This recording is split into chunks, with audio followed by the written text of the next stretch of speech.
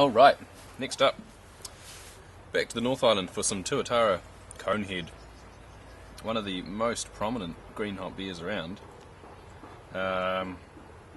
This one actually had a little bit of a story behind it, because they decided that the usual method of moving the hops was not good enough for them. I assume that's a refrigerated truck. So they chartered, I believe, a Cessna Caravan aeroplane, took all the seats out, filled it with hops, and flew it back basically to the brewery. So it was a bit of a saga on Twitter with all their updates going on. So let's see if it was worth it. So what's the style here necessarily? It's an IPA, I suppose. IPA. And 6%. 6%, getting up there, I think this has been the most reliably available bottled fresh hop beer. So let's see. Some That's good. gooseberries and some pine sap. There's some on gooseberries, those. and yes, sap. Resin. Yes. Really coming through. It's quite piney. Quite American in that regard. For the first time, we've got a real resiny one here. Oh wow, that is. And that incidentally Lip-smacking. was one of my primary notes on the fresh version. So that has absolutely carried through. Let's see. And that is clinging to the glass like it's a. It's being got coated with legs. Sap. Yeah. Wow, yeah. That's got a lot of body. Yes. That's got quite tremendous body for 6%, actually. Knows how to use them. Yeah, no, that's good. No, that's a really, really tremendously rounded body. This is probably the most balanced one we've had yet. There's nothing hugely stand out, but that good sort of resinous quality really, really rounded out by some actually pretty characterful malt for an IPA. It's not one of these really sort of ultra light IPAs which have lots and lots of malt in them, but it's all very neutral, just sugary malt essentially. This one's got some slightly more characterful malt. There may even be a hint of crystal More in there. biscuity. So the hops are really working quite well with it, and the end result is a really good all-around beer. There's no holes in this one that I can see. You can kind of tell that they've been making this for a long time. They've really got the recipe down, though I'm sure they tweak it year to year. The fundamentals are very much at play, and I think the right strength as well. I think fresh hops, when they get too strong, the malt character just gets too much and you lose the subtlety in the fresh hops. I think this sort of 6% is kind of the dividing line where you in no way have a thin beer malt-wise, but nor do you have something You that's don't want to too blow the strong hops for away. its own good. But those hops, that's just. No, it's So- really good. so I'd be sticky. really interested to know what they used, because we haven't gotten that really good resinous, slightly darker quality of hop oil from really any of the other beers that we've tried. Maybe the secret ingredient So- is flight. Maybe, it's a bit of don't know. kerosene. Maybe a bit of altitude brings out Yeah. the oils. I really, Sheer speed, time being so obvious. I think probably not, but you never know. Sounds dangerous to me, flying a hops, plane yeah. full of hops. Although, no, if Tuatara wants to give away the secret, I'd be fascinated to know what the hops they used were. All right, moving goody. right along and to the slightly darker end of the spectrum, Back to the South Island. or Black indeed the Ripa. the completely dark end of the spectrum, Yep. and it's the fresh hopped version of another beer. So I think Black the Ripper you can get any day of the week, which is it's rye, isn't it? Is the deal? It's a rye black ale, yes. And it's pretty good. We cast As people probably know by this point, black IPAs are not my favourite style of beer, but there's nothing wrong with it. so. It's a pale ale. It's got red rye in it, and it's black. Well, it's got some black in it as well, I think. Yeah.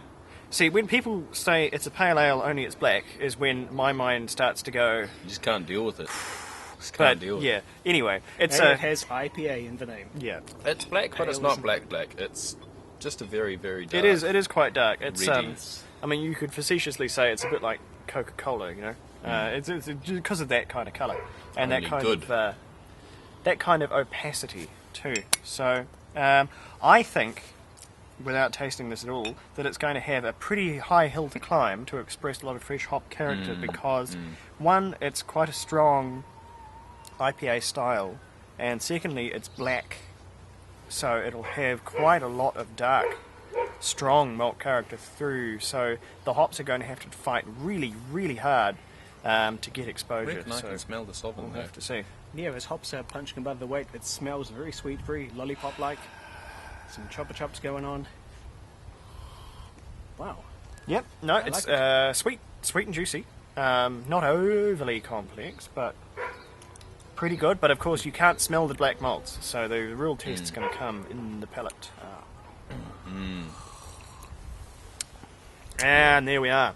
Oh, wow. That's distinctly dark. And there it is. Yes. Yes, indeed. So, as our light reflector abandons us, we will see. It's Yes. a little bit smoky, a little chocolatey, but those hops are still strong enough. You can still taste the fresh hoppiness. No, I agree with everything I just said. There is quite a lot of strong malt character in there, and the hops are I think they're kind of struggling to speak above it, but there is a certain freshness to the fruity hops there, which I There's don't a think you'd get. Good bitterness. That's good beer. I really like it. It's big. I'm getting a big bitterness off it. Onto something a bit more. Upbeat. You wouldn't call it traditional Fresh. from Rennaisance because it's far from traditional. It is the Grandmaster. Their The big one. fresh version of their really rather good and very, very established Careful. Imperial swinging that IPA. round. Oh, that's right. There is It's got sediment. stuff in it. I'll leave it to you. Bottle conditioned. Yeah, it's got Got some good- got some grodies in the bottom. So And I let's have see what they have add. long memories of the what's now the Grandmaster. I think it used to be called they the live. Rewalker Imperial IPA before it had the Grandmaster. It doesn't sort of even have logo Ripa on in it. No, No, maybe they moved it's away got from that. the sexiest hop variety. Oh, one of them, Waiti. Waiti. I Maybe it was like called Waiti. Waiti. Maybe I've got those Waiti, mixed up. small water, little river. Good hops. Don't know. Right. I think it is. Yeah, I think it is. Well, Y being Water or river? water, Yeah. yes. T- ET being small, as Yes. beer has taught us. Yeah, true. It's See? the learning. the learning. water that is small. So there you go.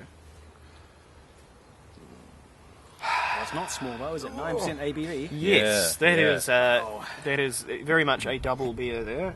Look at that colour And no though. With mucking the sun around. on that. That's great. Yeah, that's got That's- a real strong cloud Barley sugar's colour. to it, and yeah, really nice sort of like copper. Very little head. I'm imagining something a bit like a barley wine, probably very sweet, very still, I'd say very heavy. very close to it. Now, Oh, as some yeah. very strong beers tend to be, it's actually quite subdued on the nose.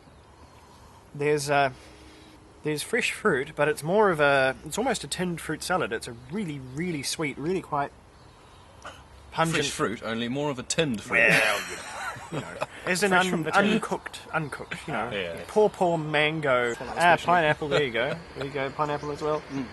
Definitely there's moving on from the passion fruit into a fully tropical spectrum. Still with some of those gooseberries and passion fruit there, not really any grassiness or vegetable aromas that I can smell on the nose. And of course there's that very strong, very deep, very close to butterscotch in this case. Key There's sweetness of a a real barley sort of wine. Werther's original going Yeah. on there as well. So, Oh, that's huge. Wow. yeah, So many hops. it's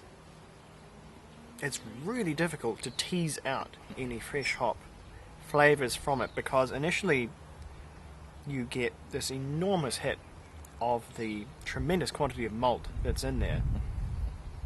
That does its thing. There's a really brief fresh and fruity aspect to the hops, but it's quite oily, quite cloying, and without any real sort of fresh resin or cooling qualities.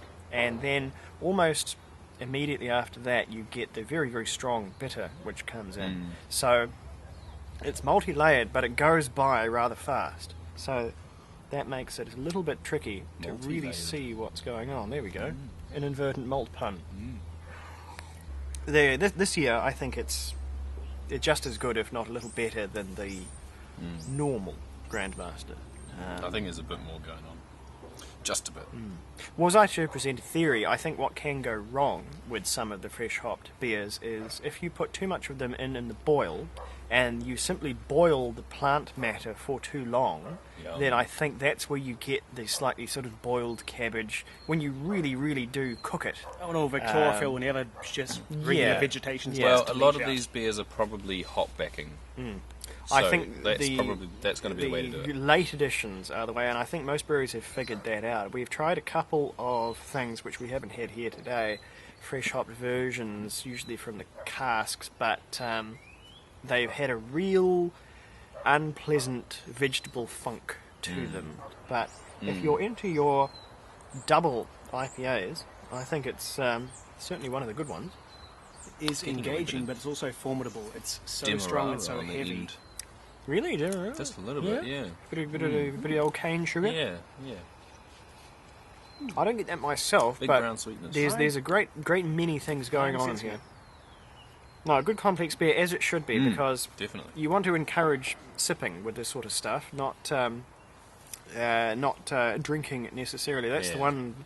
I think my favourite double IPA is Soren's Superconductor, and its one fault is that he's balanced it so precisely that it's actually refreshing to drink, which can be lethal.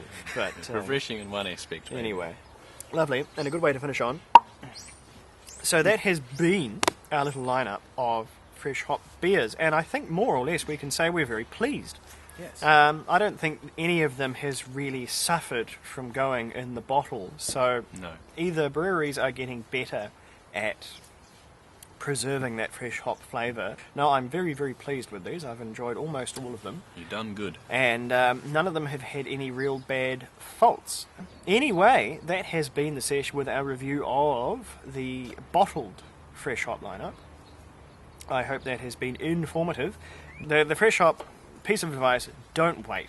When the hop season is, get in there and get those beers as quick as you can, and stock up on the bottles if you want, but don't let them hang about. You should never let beer hang about for too long if it's good fresh hoppy beer, and that goes doubly for fresh hopped beer, because like nothing else, it will not keep. Best enjoyed as soon as possible. And yeah, I'd say that's just about it for us. This has been the Sesh. We are signing off. Thank you for watching.